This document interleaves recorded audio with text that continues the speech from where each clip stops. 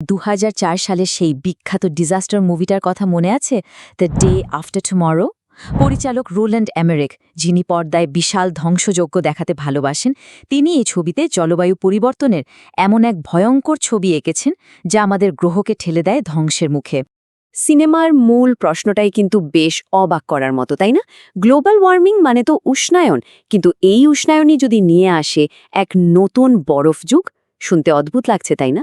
ঠিক এই প্যারাডক্স বা বিরোধাভাসটাই কিন্তু পুরো সিনেমার ভিত্তি, যা শুরুতেই আমাদের ভাবিয়ে তোলে। তো চলুন আর দেরি না করে গল্পের ভেতরে ঢোকা যাক।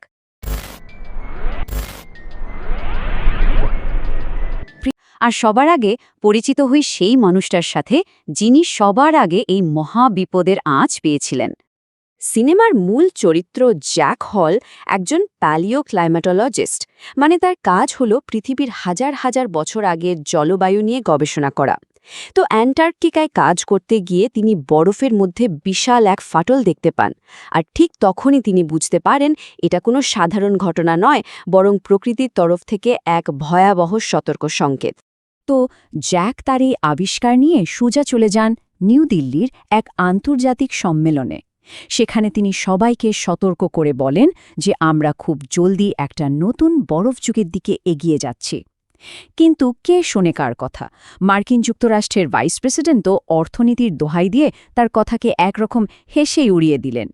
এখন প্রশ্ন হলো, এটা কিভাবে সম্ভব? মানে উষ্ণায়নের ফলে ঠান্ডা, বরফ যুগ? এই অদ্ভুত আইডিয়াটাকে সিনেমাতে খুব ইন্টারেস্টিংভাবে ব্যাখ্যা করা হয়েছে। ব্যাপারটা আসলে আমাদের মহাসাগরের একটা বিশেষ স্রোতের ওপর নির্ভরশীল, যেটার নাম উত্তর আটলান্টিক স্রোত। ভাবা যেতে পারে এটা পৃথিবীর একটা ন্যাচারাল হিটিং সিস্টেমের মতো। কিন্তু যখন মেরু অঞ্চলের বরফ গলতে শুরু করে, তখন বিপুল পরিমাণ ঠান্ডা মিষ্টি জল সমুদ্রে মিশে যায়, আর এর ফলেই এই স্রোতটা হুট করে বন্ধ হয়ে যায় আর পুরো উত্তর গোলার্ধকে ঠেলে দেয় এক জমাট বরফের যুগের দিকে। আর জ্যাকের এই থিওরি যে শুধু থিওরি নয়, তার প্রথম প্রমাণ মিলল স্কটল্যান্ড থেকে। সেখানকার রিসার্চ সেন্টারের ডেটা দেখালো সমুদ্রের জলের তাপমাত্রা হঠাৎ করে 13 ডিগ্রি সেলসিয়াস কমে গেছে। ভাবা যায়, এটা ছিল সেই আসন্ন ঝড়ের প্রথম সংকেত। আর যেই না তত্ত্বটা সত্যি বলে প্রমাণিত হল, অমনি সারা বিশ্বজুড়ে শুরু হয়ে গেল প্রকৃতির এক ভয়ঙ্কর খেলা। একে একে ঘুরতে থাকল অবিশ্বাস্য সব ঘটনা। টোকিওতে আকাশ থেকে পড়তে শুরু করল বিশাল বিশাল বরফখণ্ড। লস অ্যাঞ্জেলেসকে তছনছ করে দিল একাধিক টর্নেডো। আর নিউইয়র্কের ওপর আছড়ে পড়ল এক আকাশ ছোঁয়া জলোচ্ছ্বাস, যা পুরো ম্যানহ্যাটনকে ডুবিয়ে দিল। এই ঝড়গুলো সাধারণ ঝড় ছিল না, এদের নাম দেওয়া হয় সুপারস্টর্ম। এর বিশেষত্ব হল ঝড়ের কেন্দ্রে বা আইয়ের মধ্যে থাকে এক অদ্ভুত হিমশীতল শক্তি। এই আই যার উপর দিয়ে যায় তাকে মুহূর্তের মধ্যে জমিয়ে বরফ করে দেয়। কারণটা হল এটা বায়ুমণ্ডলের অনেক ওপর থেকে কনকনে ঠান্ডা বাতাসকে সোজা নিচে নামিয়ে আনে। তো একদিকে যখন প্রকৃতি এই ধ্বংসলীলা চালাচ্ছে, তখন অন্যদিকে চলছে মানুষের টিকে থাকার এক মরিয়া লড়াই।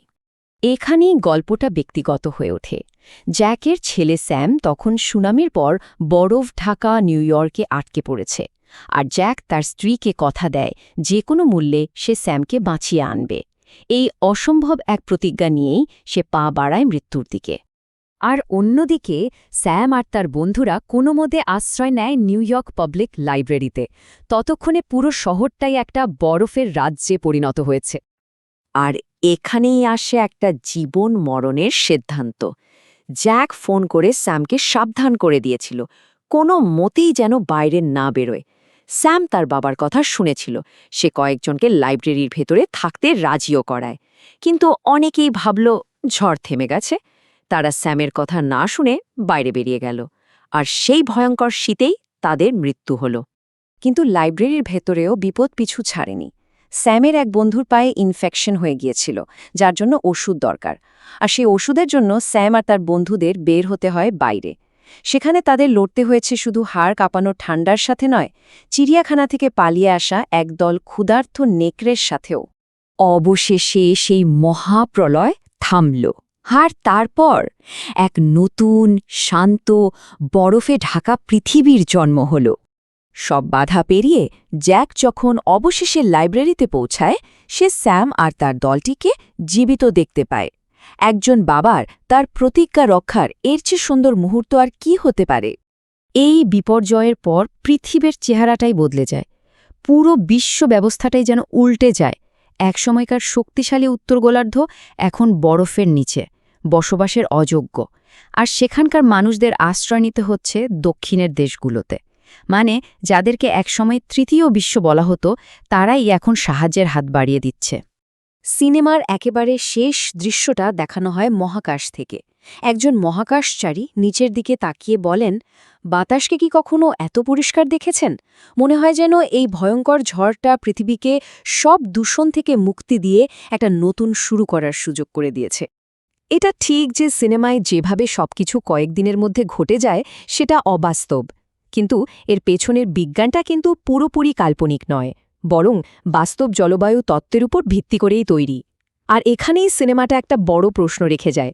গল্পটা হয়তো কাল্পনিক, কিন্তু এর ভেতরের সতর্কবার্তাটা কি আমাদের জন্য সত্যি নয়?